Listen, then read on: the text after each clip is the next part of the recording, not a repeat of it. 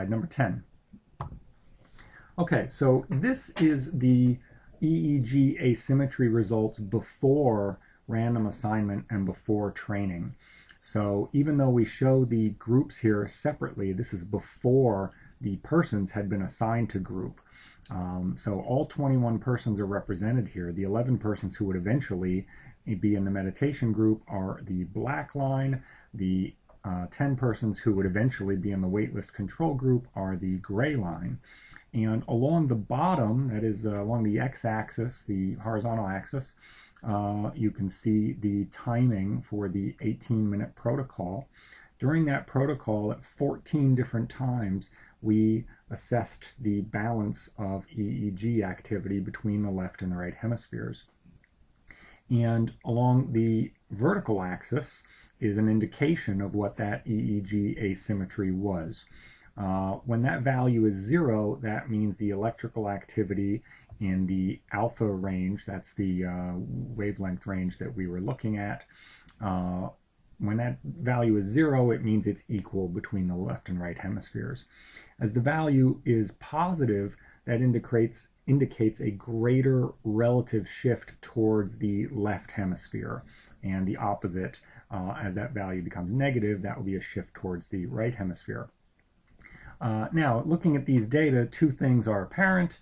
On average, these individuals are balanced between the left and the right hemisphere. That is, their moving average here is centered around 0. And it also, I think, is clear from this graphic that there is no significant difference between the black line and the gray line, which are represented here as an average plus or minus 1 standard error. And the results of an actual statistical test are given there at the bottom. They are certainly not statistically significant, nor would we expect them to be at this point. So this indicates that our two groups of persons are the same in regard to their EEG asymmetry before training. On to the next slide, number 11.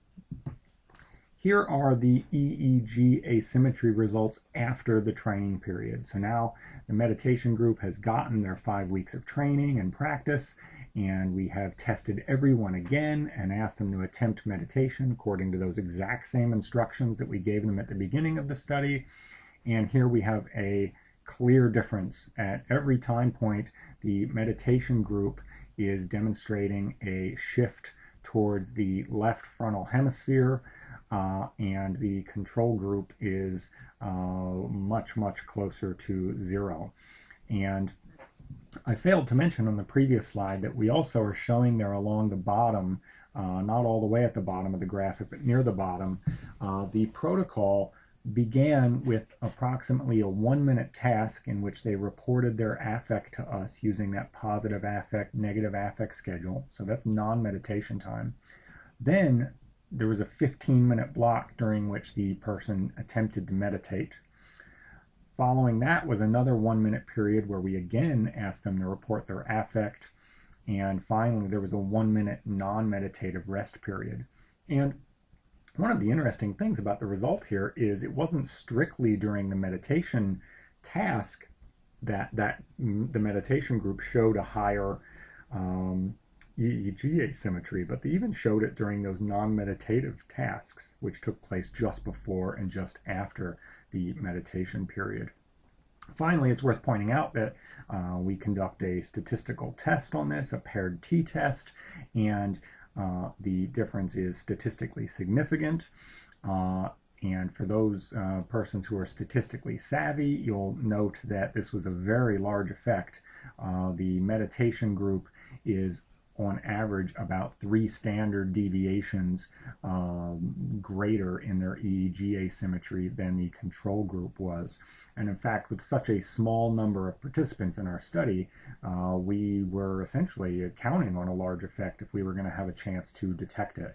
Well, it turned out to be a very, very large effect indeed. We couldn't have predicted it would be that large. So this was a very exciting result when we analyzed it and graphed it and were able to actually see it. Want to add anything to that, Jane?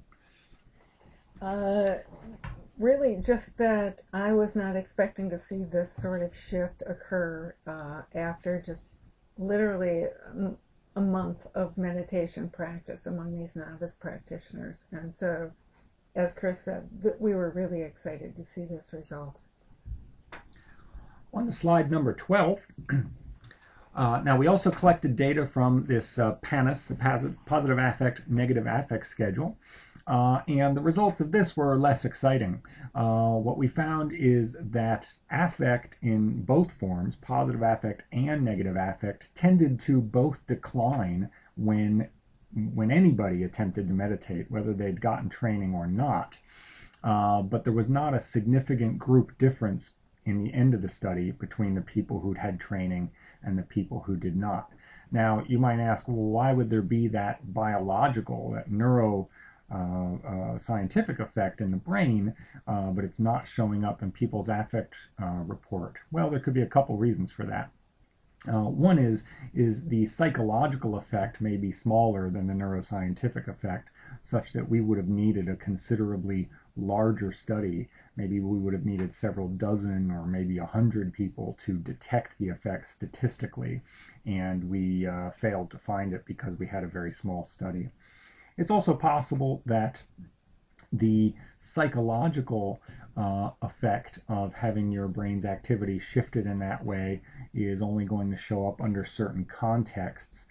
Some very recent research suggests that EEG asymmetry only manifests itself as a psychologically felt effect if the context you're in is threatening or one of social evaluation, and our study was not designed around that kind of context.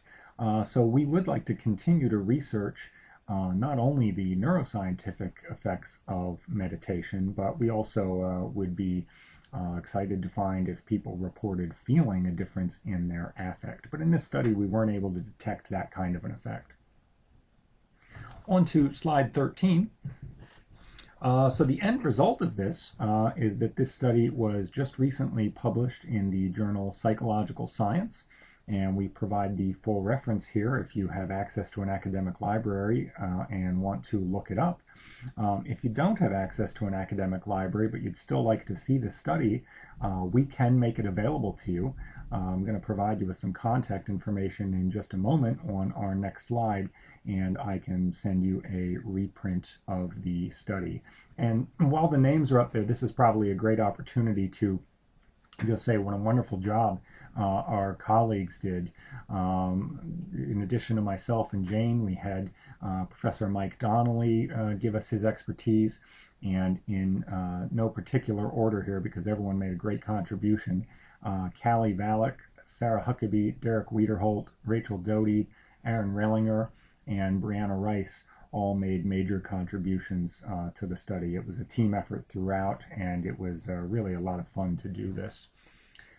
Next slide, slide number 14. If you would like further information or if you would like to contact us, please feel free to reach me via email. My email address is there at the top of the page. And in the for completeness, we've given you the references to the couple of studies that were mentioned specifically in this slide presentation. Anything you'd like to add, Jane?